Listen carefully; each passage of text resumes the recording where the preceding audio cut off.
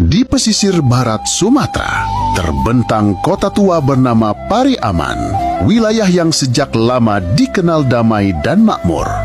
Nelayan menapaki pantai, anak-anak bermain, rumah gadang kecil pesisir menjadi saksi sejarah masyarakatnya. Sejarah Arab menyebut nama kota ini berasal dari Bari Aman, yang berarti daratan yang aman.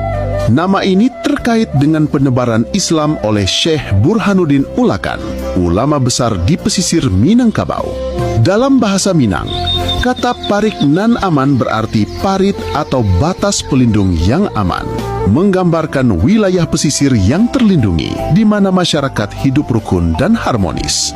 Dari Bari Aman dan Parik Nan Aman, nama ini kemudian berubah menjadi Pari Aman, adaptasi fonetik modern yang tetap mempertahankan makna tanah yang aman dan tentram.